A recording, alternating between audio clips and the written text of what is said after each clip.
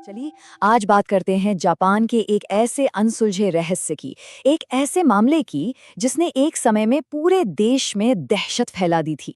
सोचिए, एक अनजान दुश्मन ने उस चीज को ही हथियार बना लिया जिस पर हम सबसे ज्यादा भरोसा करते हैं, हमारा खाना। और पता है, यही बात इस कहानी को सबसे ज्यादा डरावना बनाती है। वो लोग आए, उन्होंने दहशत फैलाई और फिर बस हवा में कहीं गायब हो गए। तो ये जो पूरे देश में दहशत फैली थी ना, इसकी शुरुआत हुई थी 1984 की एक बिल्कुल शांत रात से, एक बहुत ही दुस्साहसिक घटना के साथ। जरा सोचकर देखिए, दो नकाबपोश आदमी बंदूक लेकर एक घर में घुसते हैं और एक बड़ी कंपनी के सीईओ को ही किडनैप कर लेते हैं। और फिर सिर्फ 3 दिन बाद फिरौती दिए जाने से पहले ही वो सीईओ खुद ही भाग निकलने में कामयाब हो जाता है। लेकिन सीईओ का भाग निकलना कहानी का अंत नहीं था। इससे वो अपराधी रुके नहीं, बल्कि उनका गुस्सा और भी ज्यादा भड़क गया। अब उनका निशाना कोई एक इंसान नहीं था, बल्कि पूरा का पूरा समाज था। तो जब किडनैपिंग की कोशिश फेल हो गई, तो उन्होंने एक नया और कहीं ज्यादा खौफनाक रास्ता चुना। इस बार उन्होंने लोगों को नहीं, बल्कि उनके खाने को अपना निशाना बनाया। और उन्होंने खुद को एक बड़ा ही ड्रामेटिक सा नाम दिया, 21 चेहरों वाला दानव। ये नाम ही काफी था ये बताने के लिए कि वो कितने शातिर और चालाक थे। उनके लिए ये सब एक खेल जैसा था। इनका काम करने का तरीका भी बड़ा अजीब था। देखिए, उनका मकसद किसी को मारना नहीं था, बल्कि डराना था। वो करते क्या थे, कैंडी के डब्बों में जहर मिलाते थे, लेकिन साथ ही उन पर एक चेतावनी का स्टिकर भी चिपका देते थे। ये एक तरह का माइंड गेम था, पुलिस और आम जनता दोनों के लिए एक खुली चुनौती। अब इस पूरी दहशत का नतीजा क्या हुआ? ग्लेको कंपनी को $20 मिलियन का नुकसान हुआ। उन्हें मार्केट से अपने सारे प्रोडक्ट्स वापस मंगवाने पड़े, और इसका असर ये हुआ कि 450 लोगों की नौकरियां चली गईं।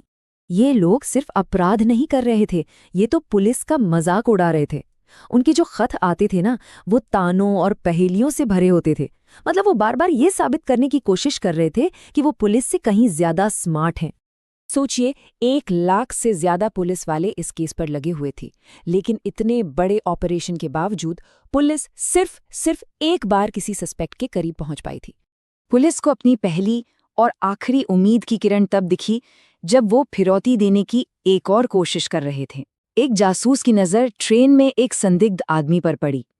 उसका हुलिया थोड़ा अजीब था और उसकी आंखें, कहते हैं, लोमड़ी जैसी चालाक थीं। लेकिन पुलिस के हाथ आया ये इकलौता सुराग भी रेत की तरह फिसल गया। वो आदमी एक बिजी ट्रेन स्टेशन की भीड़ में ऐसे गायब हुआ कि फिर कभी दिखाई नहीं।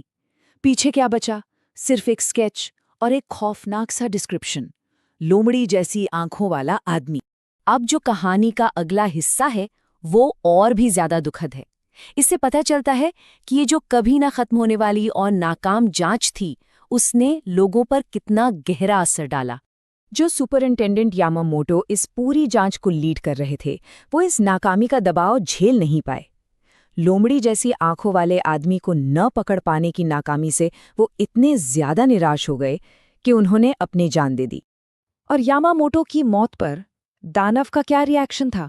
उन्होंने अपना आखिरी खत भेजा, और उस खत का लहजा एकदम ठंडा, क्रूर और बेपरवाह था। किसी की मौत का जरा भी अफसोस नहीं। उन्होंने तो बस ये ऐलान कर दिया कि अब ये खेल खत्म।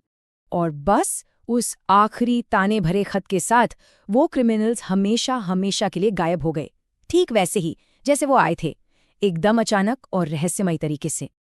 आज दशकों बीत चुके हैं और ये केस वैसा का वैसा ही है, एक ठंडी फाइल। पीछे बची हैं तो सिर्फ कुछ थ्योरीज और अटकलें। देखिए, कई थ्योरीज सामने आईं। कुछ लोगों का मानना था कि ये कंपनी के ही कुछ नाराज कर्मचारी थे। कुछ ने कहा कि इसके पीछे याकुजा जैसा कोई बड़ा क्रिमिनल गैंग है, और तो और कुछ ने तो इसे जापान की इकोनॉमी को कमजोर करने की एक विदेशी साजिश तक बता दिया। लेकिन आज तक एक भी थ्योरी साबित नहीं हो पाई। तो सवाल आज भी वही है जो जापान के इतिहास में गूंजता है। आखिर कौन था ये 21 चेहरों वाला दानव? वो कौन लोग थे? वो ऐसा कर क्यों रहे थे? और वो आखिर गए कहाँ? और सबसे चौंकाने वाली बात, कानून के हिसाब से इन अपराधों पर मुकदमा चलाने की जो समय सीमा होती है, वो अब खत्म हो चुकी है। इसका मतलब यह है कि अगर आज वो अपराधी मिल भी जाएं, तो भी उन्हें सजा नहीं दी जा सकती। वो इतिहास के सबसे बड़े कॉरपोरेट ब्लैकमेल को अंजाम देकर हमेशा के लिए गुमनामी के अंधेरे में चले गए।